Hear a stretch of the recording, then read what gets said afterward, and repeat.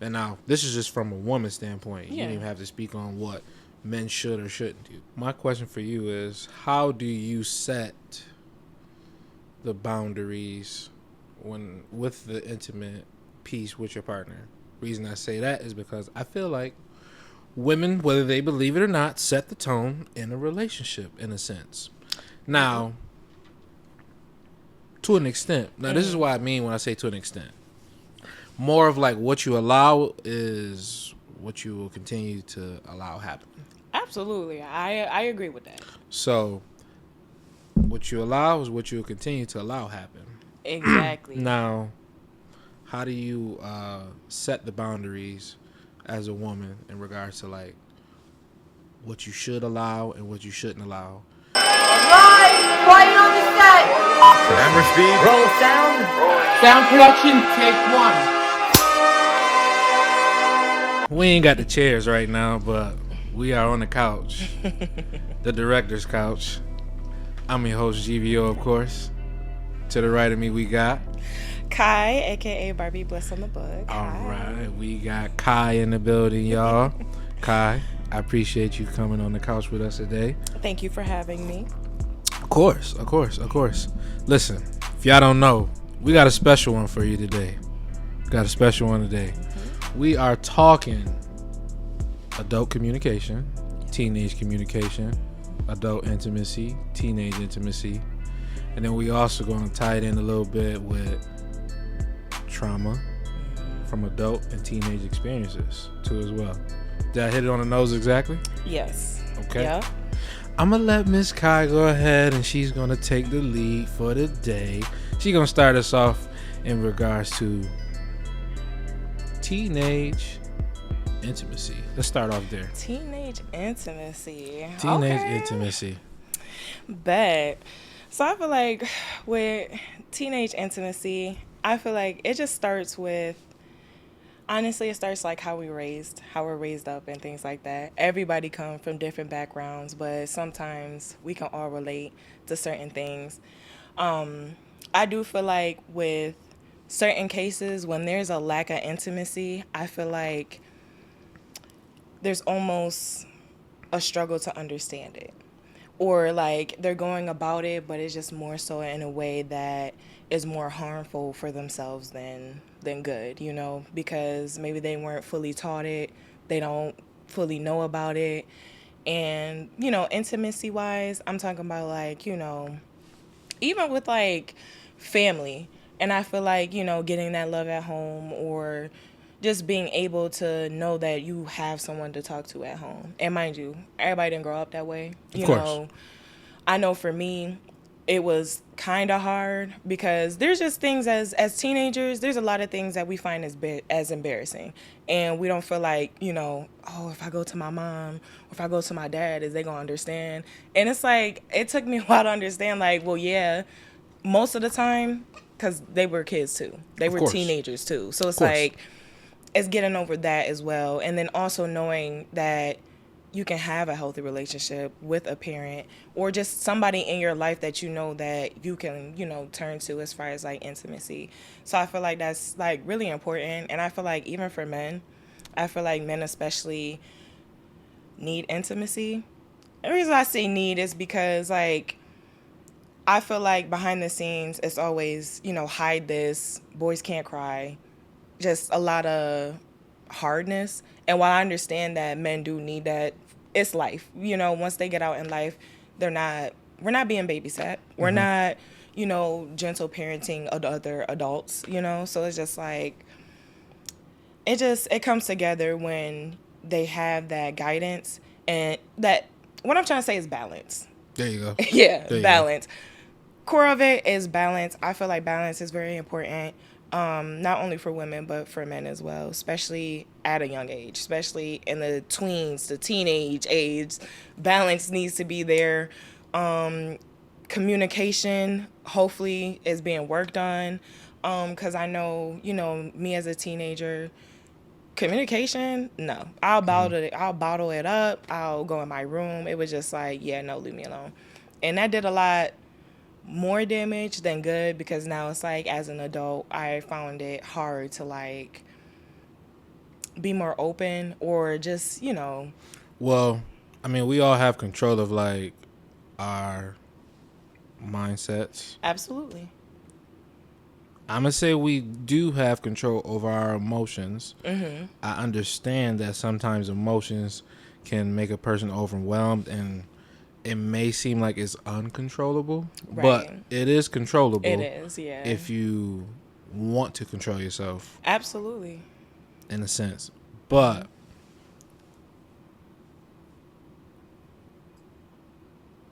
how does one go about what you just stated?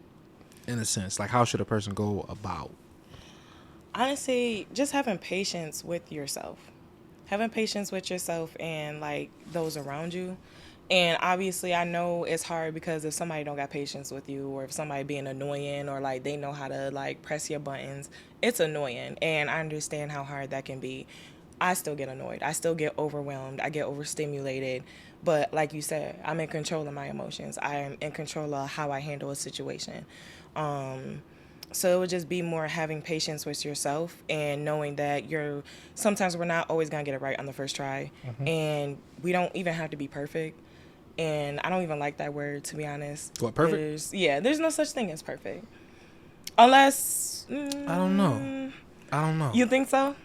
I think there's a such thing as perfect. Okay. But the thing is this, though, and everybody got to understand the difference in it. I feel like what's perfect for me ain't perfect for you. Or Yeah. you know what I'm saying? Yeah. So I feel like there is a fine line of perfect to someone, but True. it depends on what the situation What the is. situation is. I could agree with that.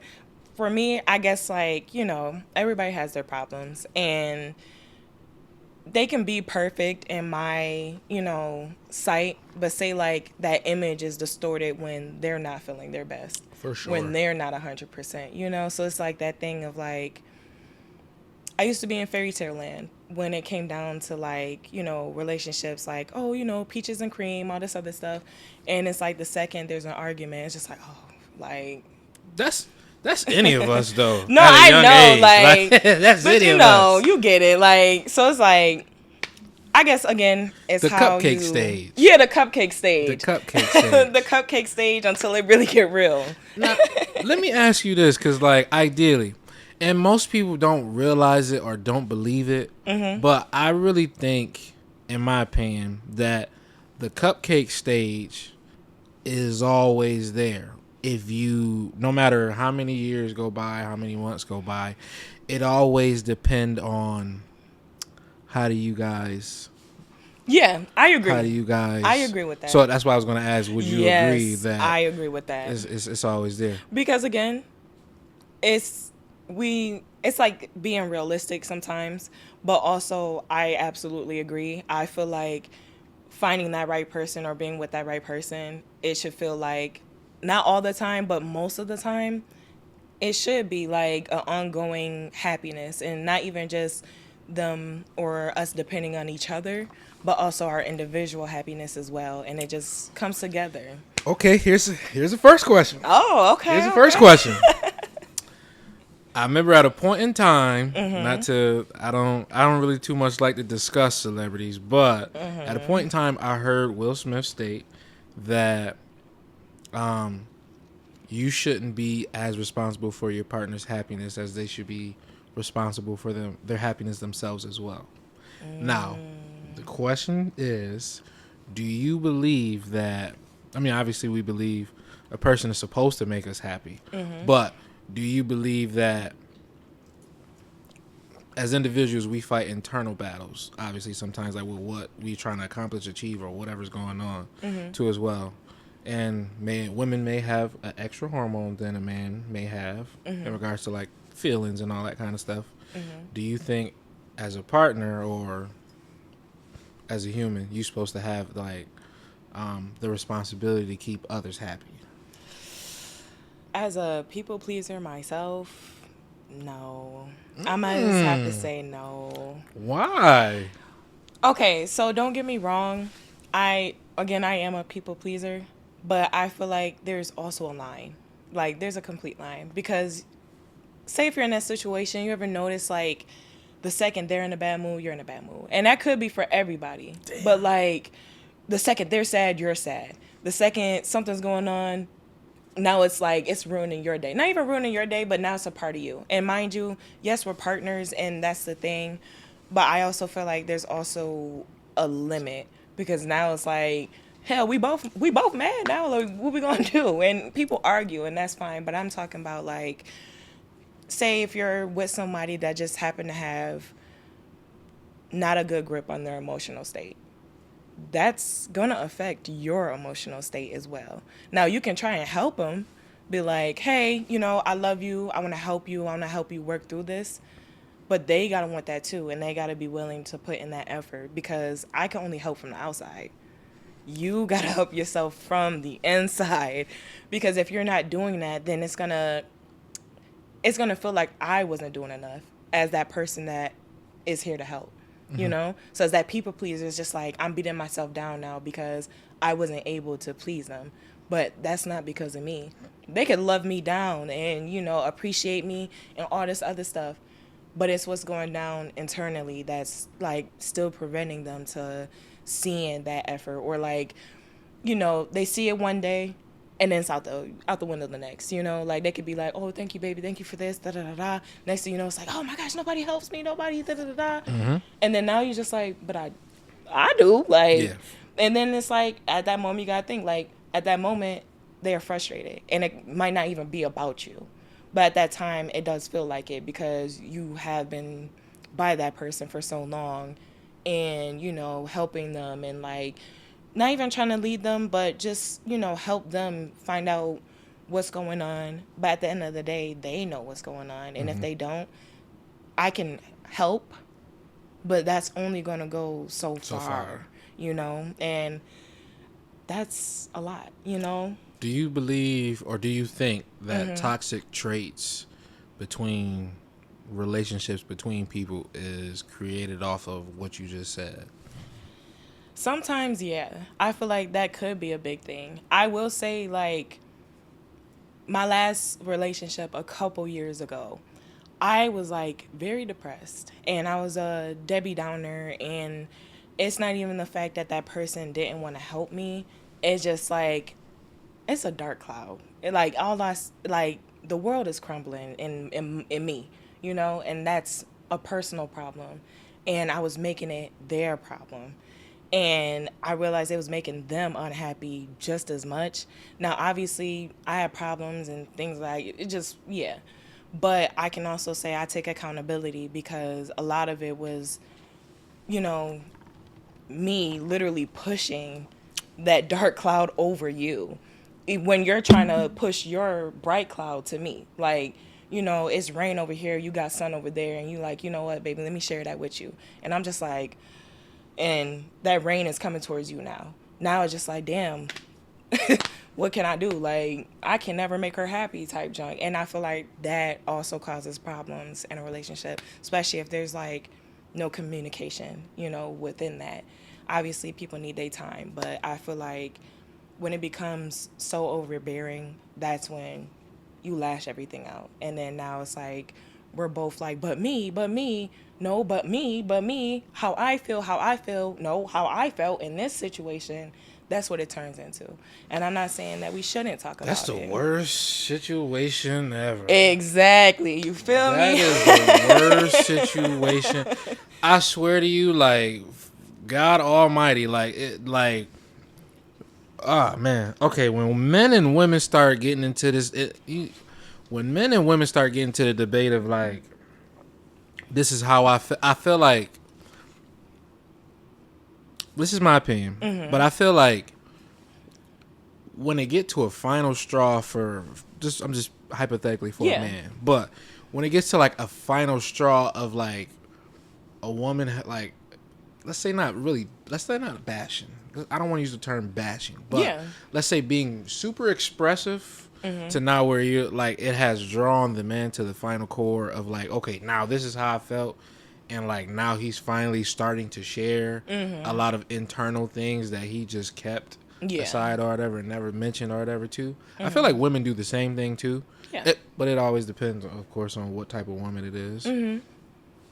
To ask you, how or what do you think is a good way for whether it's a person or a relationship, to exactly stray away from like those type of toxic traits in regards to communication? I think a lot of it depends on, like, again, like inner work or like even therapy. Dun dun dun. Because some people Dun, dun, dun. like therapy. Talking with somebody. Professionally. Sometimes people feel comfortable talking with strangers over close people. So it just Yeah, I kind of guess that's true. depends. Yeah, Depending on the situation, they might want to hear like a third person, like a third opinion, 2nd opinion, things like that. But knowing accountability, and that's for women too. Women, men, everybody. It's a knowing accountability in that moment. Yes, they made you feel this way, but they also have a right to say like, hey, while I do understand you feel that way, I felt this way as well. And it's that connection of, okay, are we hearing each other or are we speaking over each other? Because now it's like, if we're speaking over each other, then it goes back to that me, I, and we're not really getting nowhere, but we're just spitting out what made us feel bad. And we're not really listening. We more so like, we're arguing. We're not talking. We're not communicating. Rather like, if we need to take a moment, take a breather, come back, sit down. Okay, in this moment, you made me feel like this, yada, yada, yada. And then you chime in, okay, maybe I can't see where you were coming from with that. And that's respect, though. Like, if you generally don't know where that person is coming from, you can say that. But again, if we having a screaming match, we're not really getting anywhere when it comes down to that. Sometimes when we actually calm and we actually talking to each other, whole time we could have been talking about the same thing, but because it sound like something different. And I've had times like that where we're like legit yelling at each other and we're just like, oh, da da da da. We calm down. Okay, this is what I meant by yada yada yada. This is what I mean when I said yada yada yada. Okay, so from my perspective, this is what I mean by Do boom, you boom, think boom. when a conversation turns into a screaming match, should be deaded, cooled off, and then have the conversation reconvened again? Or should you just say, fuck it, and let it just be as it is and end it, move forward from it? Yeah, I honestly, depending on relationship, like that's what I would say. Depending on relationship, I personally would rather take a break and then come back, because I feel like with screaming matches, not just arguments, but if we're really screaming at each other, we really riled up, I definitely would want to talk to my man about that. Like, I don't want to be on such bad terms to the point where it's like, I can't stand being in the same space as my man. I'm a lover girl, so. I ain't mean to cut you No, off. you good. But have you ever gotten into a place where someone you really cared about, you end up getting to a space where you're like, you know what, fuck it, like this is dead? Yeah, it's just getting to that breaking point. What gets you to, not like sharing your experience exactly, Yeah. but what gets you to that breaking point exactly from a woman's perspective? From a woman's perspective, not all women, y'all, but from my perspective, I would say it gets to that point where I feel like I can't be myself. Like, and I mean in a sense where, I want to be able to be myself and be able to be comfortable and know that my partner is there for me. So say like, I don't know, there's things that we have differences in. So I'm not saying like, oh, is that one difference, now I'm done. Mm-hmm. It's more so, again, if there's like no communication, if I can't talk to you, like if we don't have any interest, like people change, and we either change for the worse or the better, So Wait, you said people change? yeah. Now, I've heard this comment before when you said people change. Mm-hmm. I've heard women say specifically a lot. Hate to use this term in this phrase, but I'm going to use it. Niggas wake up feeling different every day. Niggas wake up feeling different every day. I mean, why do women say that? listen, I can't talk. I be feeling different every other week. I be on something different every other week. I can't even talk too much on that. So, I don't know. I guess like it's just that moment where it's just like they do something and like that internal thought of like, oh, this nigga think he the shit. Like, he think he up there now. Supposed to feel that way. Right, exactly. You would think. You supposed to feel that way too about yourself, you know? Yeah, and I get that. So that's funny because I can't talk too much on that because I'll wake up tomorrow night and That's feel fair. like, oh yeah, switch around. Yeah. I'll do it. That's fair. That's fair. Yeah. But the thing is, how you just kept it real. Some people won't keep it real and say like, nah, like I don't do the same or whatever. You know what I'm saying? Like you just. Oh no, I have to take accountability. Excuse me, because it's just like, for one thing, I had a reflection a long time ago, just within myself. I'm emotional and I can be emotional, but once I figured out like half of that is me being overstimulated, not in a good mood, things like that. So it's just like me reflecting on myself. I could say like, oh, you know what, you're right. I did do that, or I can apologize. That's one thing I probably do too much. Do you feel like women apologize a lot, or do you, not even a lot? I take that back. Scratch what I just said.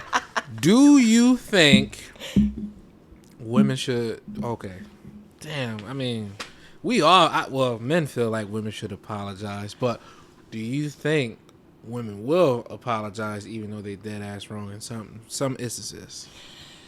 I feel like depending, yes. Depending, no. I'm like in between because for me, I can say that I have owned up for things that I've done wrong and I apologize. Like I straight up like that was dead ass wrong, and I could be like, you know what, I'm genuinely sorry. I really do apologize, or even if it's something like, oh, my fault, I'm sorry, like but that's just me. But say like if it's something I might not agree with that I thought was wrong, I might say like, hey, I'm sorry if this offended you. I'm sorry if I made you feel this way.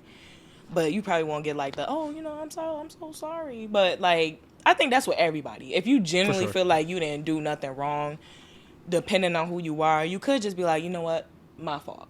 Some people don't know that. See, some people think like in certain instances, that like they a partner, not even that they right or whatever. Oh. They be like sarcastic ass apology or some shit. Oh like, yeah. Come on. I mean, like to lighten the mood a little bit. Give me some grace. Right. True.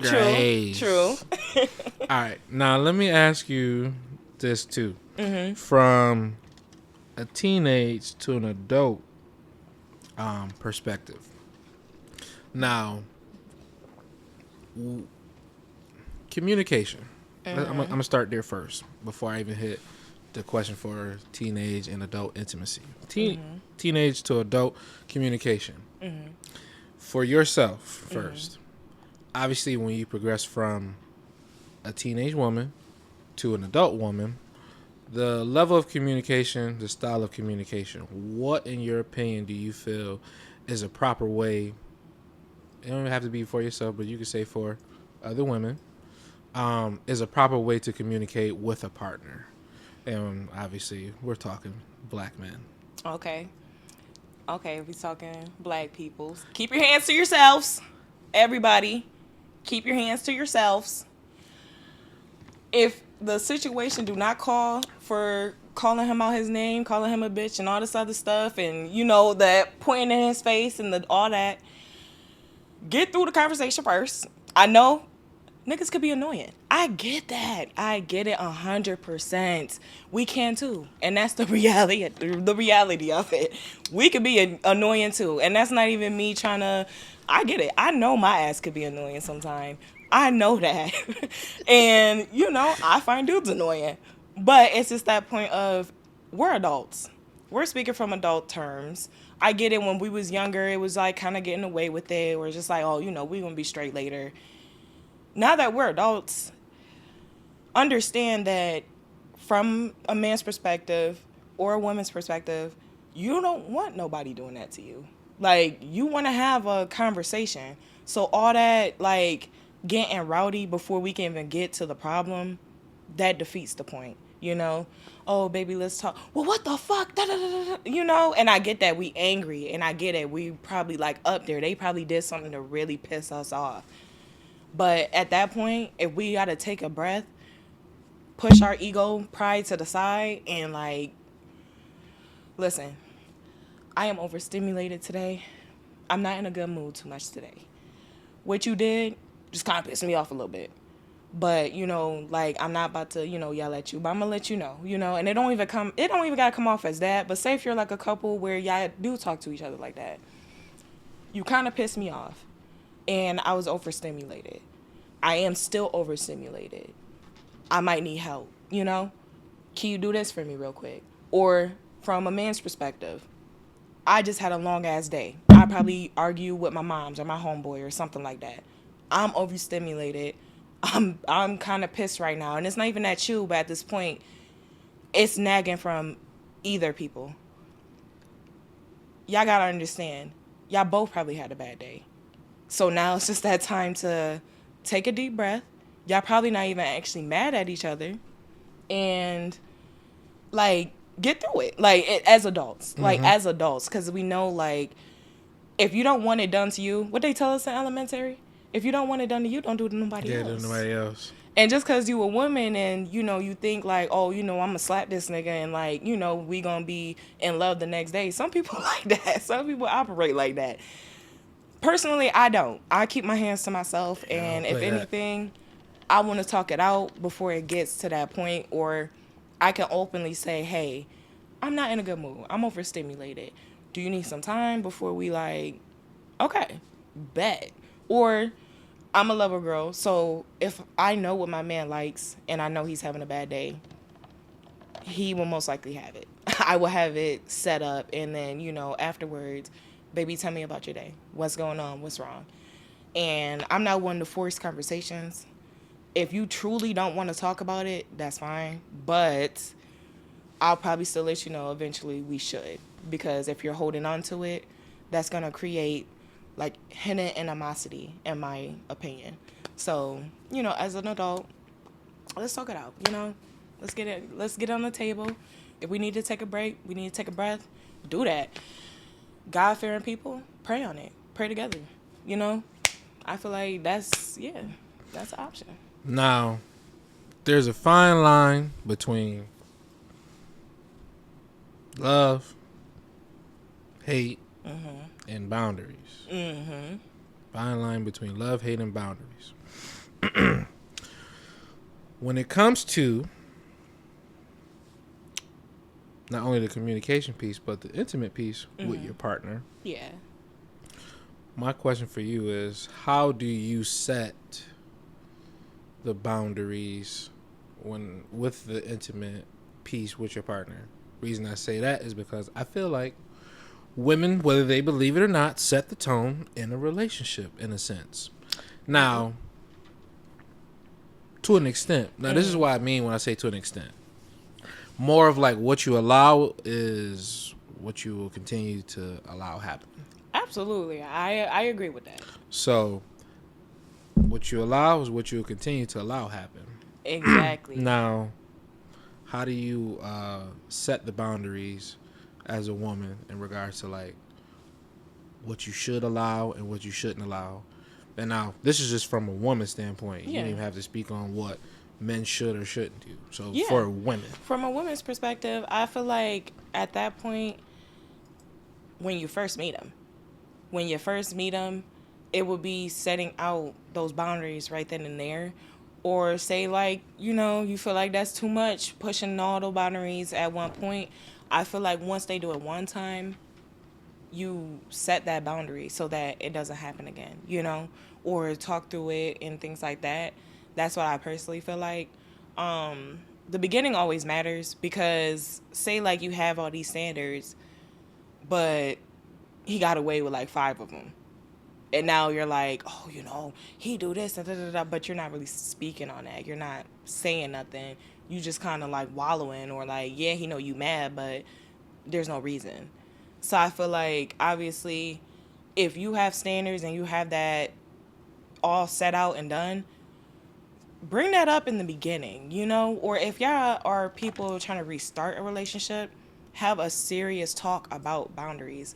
What you guys agree on, don't agree on, what will affect the relationship, what won't.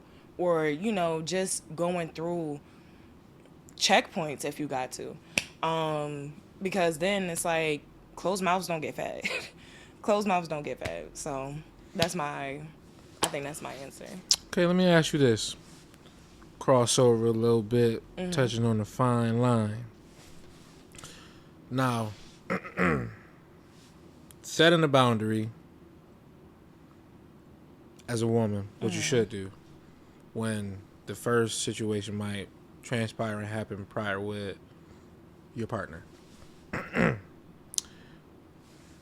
Tying into the traumatic or the trauma part of the segment, do you feel or believe in a sense that,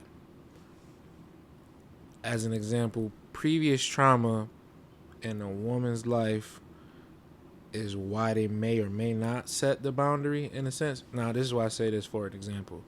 Like, okay, unfortunately, which is true, there are some women who didn't really grow up with a dad, which is understandable. There are some who met a man, has a man in their life. They think he's probably the greatest man in the world, but let's say, for example, he cheats on her or whatever, ideally. She's not willing to let that man go or whatever.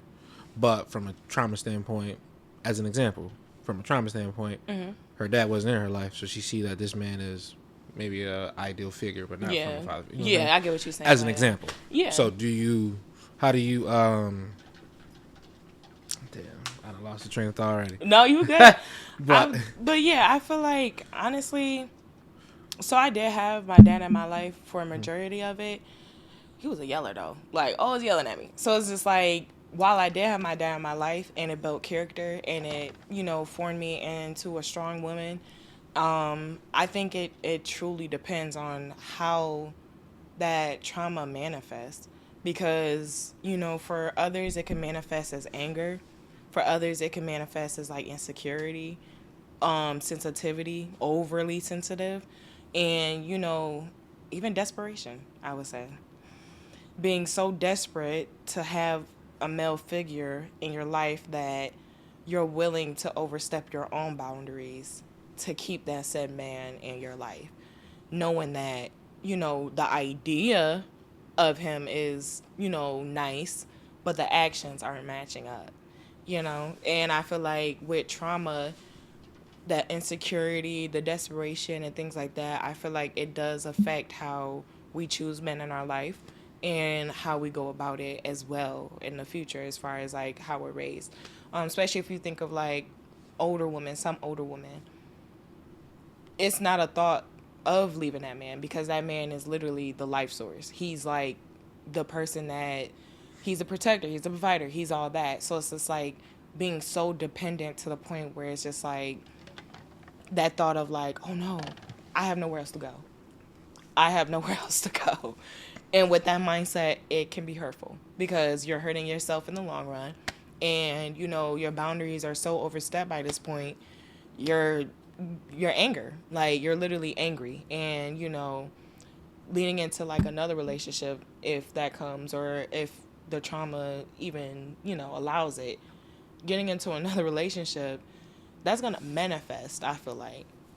I personally feel like with us as women, we kind of take our trauma with us. And while we are protecting ourselves, I feel like some of us do also push away that potential person that might be there.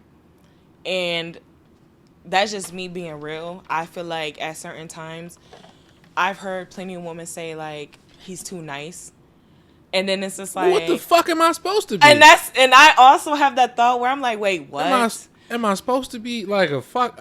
Exactly. But then if you think about it, it's that trauma. It's that past trauma. They probably had somebody that was like, ooh, like up and gruff, like, oh yeah, like I slap niggas and yeah, pop out. But then like they meet somebody that's like, you know, how you doing, my love, and things like that. And mind you, my love dudes, they getting they getting shitted on because it's just that stigma of that going around where it's like, you know, he might be deemed as corny or too nice. So like she's been through too much or carried on too much trauma that we could end up being that trauma for that man, you know, and vice versa if we being real. But women speaking, just because, you know, we think we got stuff under control, if you're still pushing past traumas severely onto your partner, onto your man, it's gonna create problems regardless. Like, it's gonna create problems. Okay. So in a sense, you're saying when a woman is used to tasting beer, she don't know what champagne tastes like. Exactly. Or when she tastes wine, it might be a little too bitter compared to the Hennessy, you know? Like, yeah. Damn. Yeah, like. That hurts. Listen. I hate that for you, but that hurts. Nah, for real though. Okay.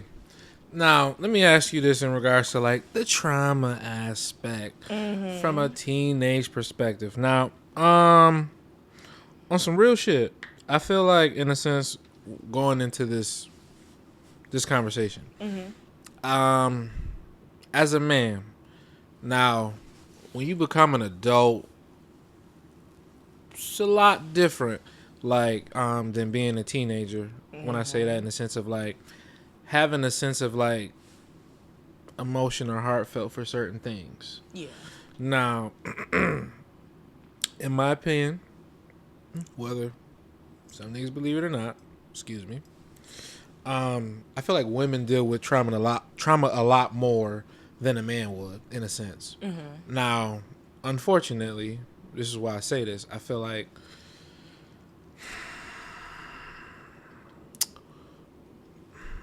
women are targeted in various areas, whether it's verbally, mentally, financially, sexually, in a sense. So I feel like the target areas of trauma, obviously, is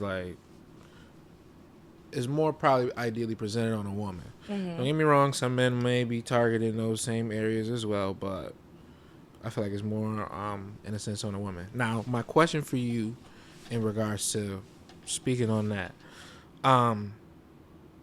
when you've dealt with something that is life-changing or detrimental at 13, how can a person move forward or move on?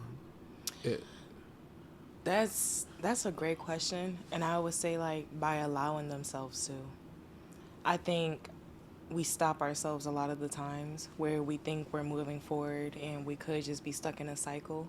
I think it's about stopping the cycle, because like I get it, there's a lot of trauma out there, there's a lot of experiences where it's just like, fuck, is there any way I can get back from this, you know? But I feel like it's about stopping that cycle, you know, even if, and some people might not even know what the hell the cycle is. They might have to have somebody and they like tell them like, yo, you're fucking up. Like, and not even in that way, but you got to get your shit together, you know? And I think it's so much, I personally feel like it's so many years you can blame it on the trauma. And I just mean that in a sense where it's like we do get to a point where we have to move on and we have to grow as people. So like, aside from like the psychological aspect of it, we are able to get over it. We're able to grow as people, and I truly believe in that. And obviously, regardless, you know, if you're religious, I feel like speaking with God and getting closer with God is also a really good thing. And having those moments, even if you're angry, I feel like having those moments and being able to express that yourself and also, you know, realize and reflect, it helps out. And I feel like that's like for everybody. Now, let me ask you this. Because now, hypothetically, this is hypothetical, because by the grace of God, I've never been in I mean, some things might be traumatic to others or whatever, versus some things to me is like, for me. Yeah, I'm not it's speaking like, for them, but for me, it's like, it's not really traumatic to me. Like, it's all, Right. it's like every other person or whatever that might have dealt with this. But hypothetically, how would you feel if like there's, and I've heard this like from various people before, like there's like a question, something you've seen, maybe even something like you like smelled, 5 senses that made you relive a moment, ideally. Yeah. And the reason, like, I'll give you an example or whatever. Won't disclose in regards to this person in particular, but I love this person dearly.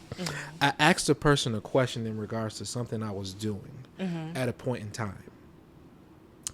I asked the person a question.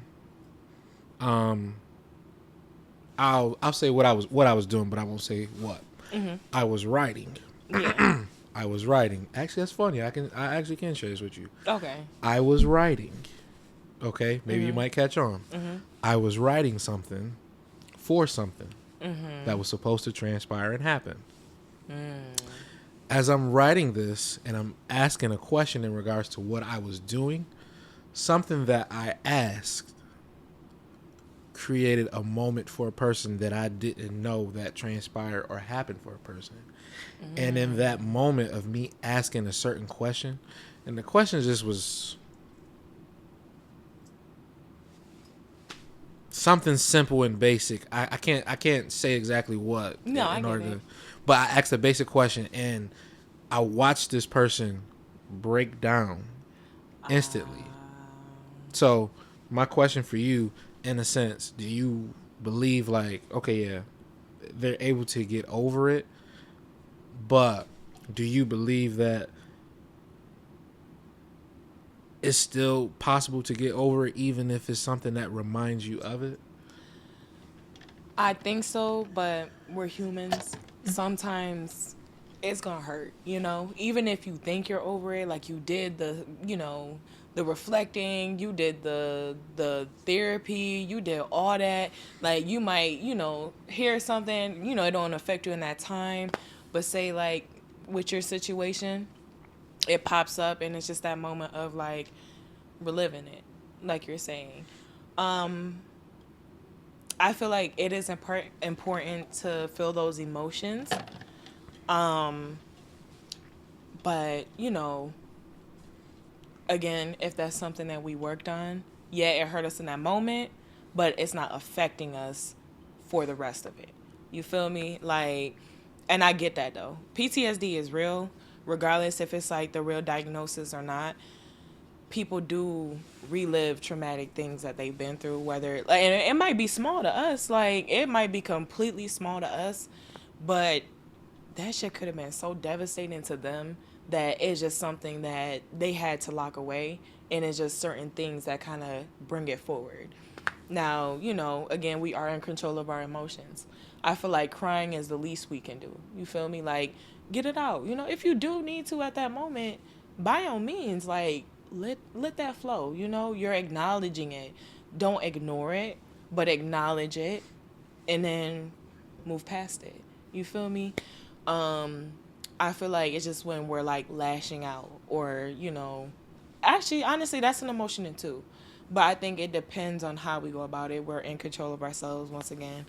But, you know, when it comes down to crying, I feel like if that's something that's also a release, and you don't got to do nothing else crazy or like, you know, hide it, or, you know, take substances to push it down. Do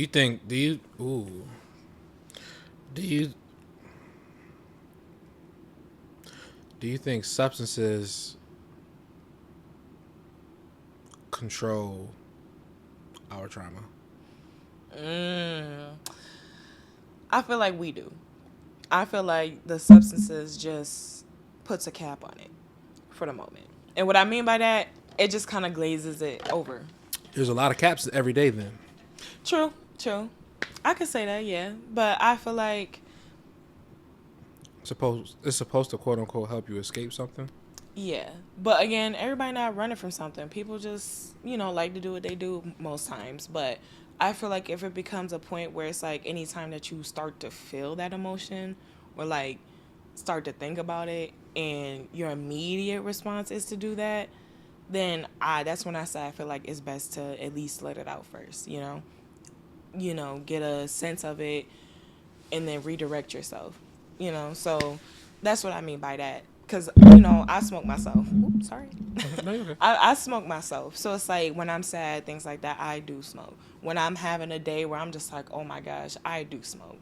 But there's times where I cry it out first. And I ask myself like, okay, is this a bad day or a bad life? And at the end of it, it's a bad day. Hell, it's a bad moment. And I feel like that gets me past a lot of my, emotional moments where it's just like, it's a bad moment, it's not a bad life. I'm blessed still. I have a home to go to. I got food to go to, and just reminding yourself that there's people in worse situations, but also like I could be in a worse situation. That's what I just feel like, so I try to like redirect myself. Like, I don't want to linger on it, because lingering on it makes you feel worse. Like, it don't make you feel good once you linger on it, because you're still gonna be sad. But I get it. If you need your moment, listen to your sad songs and stare out the window if you need to, by all means. Like, or if you need to go to the smash place if you really need to let that anger out. Like, yeah. Now, do you think as an adult, when you're dealing with relationships, obviously you're going to meet a partner sometimes that may have experienced trauma that you haven't. The question is this. Is it your partner's responsibility to A, understand your trauma, and B, to go through it with you and work through it with you? Is it their responsibility to understand it and work through it with you? I wouldn't say it's fully their responsibility. It's my responsibility if it's my trauma. I feel like, as partners, again, if you love that person, you do want to be there for them. You do want to help them through it. But again, they got to want to help themselves. Again, we could do so much as humans, as your partner. I could tell you I love you so much, but it's, it's really up to you. Like, it's your trauma. And I can understand it, or I might not, but I'm still here for you. It's just like how we go about it. So, try not to dismiss their trauma, but like... But the thing is this, because you said try not to dismiss it. The thing is this, there are people where you can explain, or sometimes you're acknowledging that you're not dismissing it, but they still feel like you're dismissing it. It's like, okay. That could be annoying. That could be annoying and challenging. That is annoying. It's annoying. It's a challenge too, but the question would be more so like, is that something you should still stick out, or should you just let it go? Like that it. If it becomes too much, like to the point where you like your efforts is literally going down the drain, that it. I mean, you can love that person so much, but you can also love them enough to let them go, because if we're not getting anywhere, there's no character development, no growth, then it's just like, it's almost like talking to a wall. You're talking to a wall that doesn't want to move, if that makes sense. So I would say if it's to the point where none of your efforts are going through and there's no type of movement for change in a good way for themselves, not even just for me to be satisfied, but for themselves, I'll have to love you from a distance. I will have to let that go, because now, like I said earlier, that will affect how I am, or how, things run for me, how the household run, and y'all know the saying, like, happy wife, happy life, things like that. Even with that, sometimes you still kind of want your husband happy too, because that makes a home. You know. Sometimes you Sometimes. more like all the Oh, time. right, you know. More like all I the still time. gotta look out for the girls. Still look out for the girls, you know. Still want a happy wife, but you also want a happy husband too. And I don't think that's so hard to understand or complete. Like, it's, I feel like selfishness comes into that as well. And sometimes we might not even think we being selfish, but it just takes that talking to each other, understanding like, yeah, I'm trying to help you, but all my efforts are literally going down the drain. Yeah. So like, where can we go from this? Like, legit, like, where can we go from here if it's going in one ear and out the other? So it's just like, yeah, I say if it's truly not going nowhere for your own mental, drop it. From a communication standpoint, for individuals in relationships, there's a thing called personal goals, and there's a thing called individual goals. There's a thing called personal goals, individual goals. There's a thing called relationship goals. My question for you is this. Do you believe there is relationships or people who are in relationships that tend to skip the idea of creating a relationship goal? I would think so. I feel like nowadays with like the hookups and things like that, and then just randomly being in a relationship the next without talking about anything, y'all just like, oh yeah, you my bae, like we together, but we're not, there's no goal. There's not much that we're doing except for, you know, just being this. But then when you bring up boundaries or the goals and they don't have the same goals, then it's just like A waste of time. A waste of time. it is a waste. I would agree, because now it's like, okay, we just did all that, and now when the serious conversations come up, we don't even agree. And I feel like that's where we gotta take a moment and just really think about that.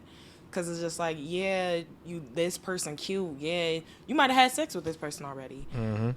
But, like, I feel like if there is a chance of it becoming more, have that conversation. Because say if I want kids and he don't, and we don't talk about it till, like, 3 years in, 2 years in, a year in. And now I'm like, what the fuck? Like, I just wasted his time. Let's Doctor Strange this and bring that back. So, when you said just now, like, you might be talking to a person that might be like 3 years in and never communicate about wanting kids or having kids, and you wanted something and he don't. Just bring it back to that piece right there in regards to like the communication. Sometimes there are people who communicate what they want from the get-go. I will be honest and transparent to say women will do something like that probably over a man most likely. The thing is this. You tend to sometimes get people that string along people where they, quote unquote, did have the conversation communication. Yes, it was there.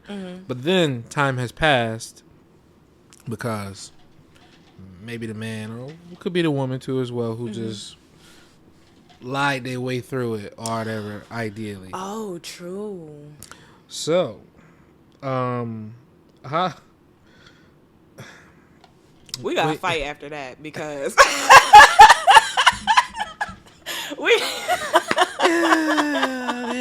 it's not my fault. Keep your hands together. It's gonna sting a little bit for sure. But, I mean, because then it's like that point of like, oh, like, no.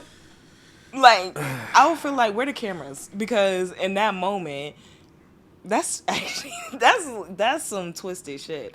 I'll be honest, guys. I think that's where my toxicity comes in. I will legit be mad.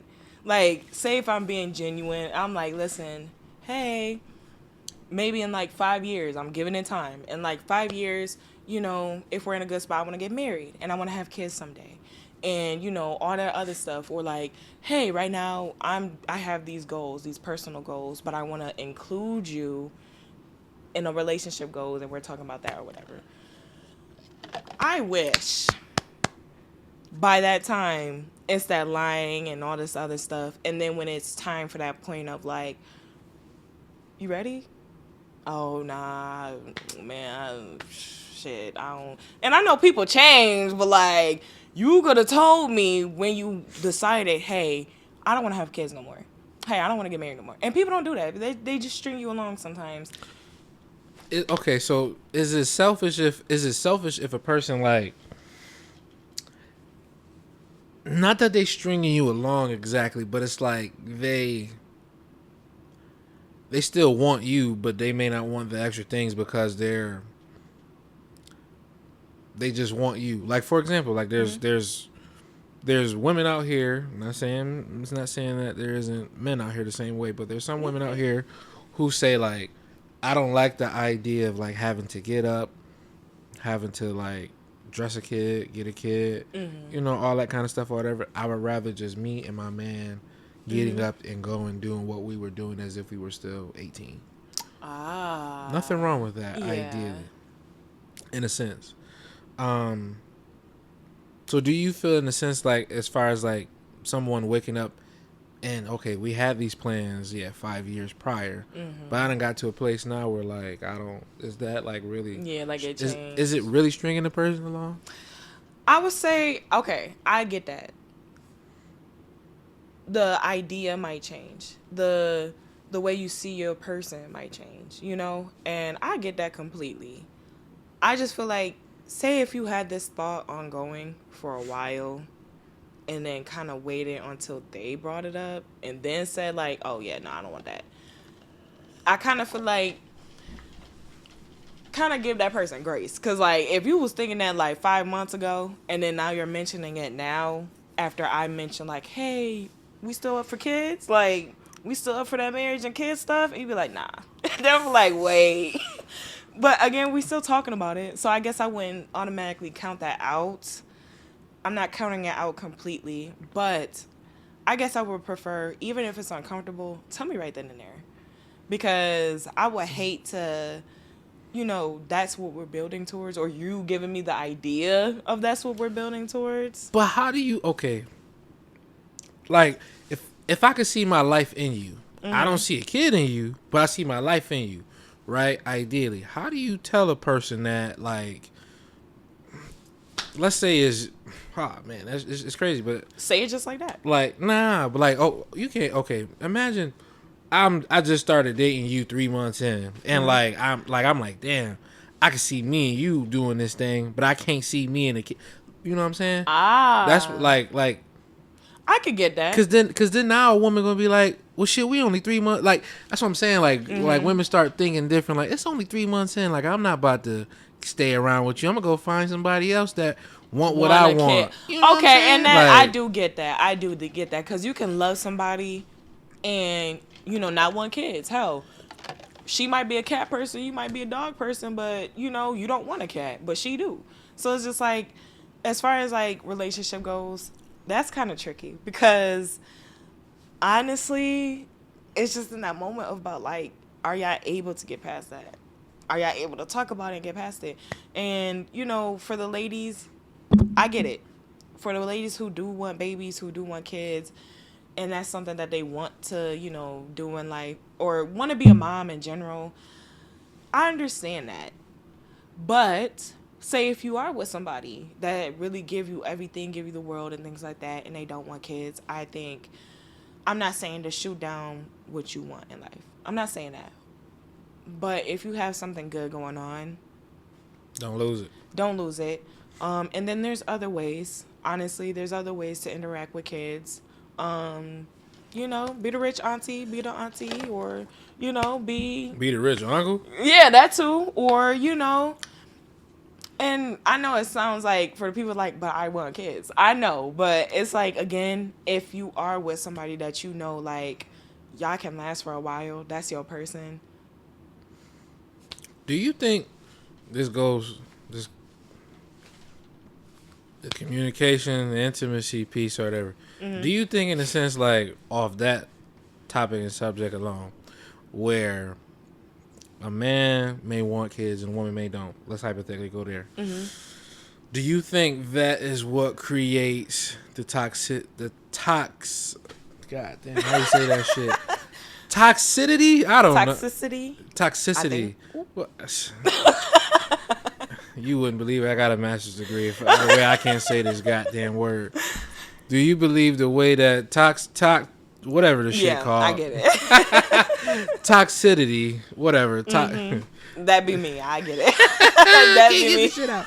But do you believe that word creates the form of like adultery? So like moving forward towards like cheating, and then man goes out finding his own. Well, not finding his own, but he ended up having like a kid on the side or something like that, or vice versa, or whatever. A woman, she still with a man, or she sleeps with another. And like have baby, yeah, like that.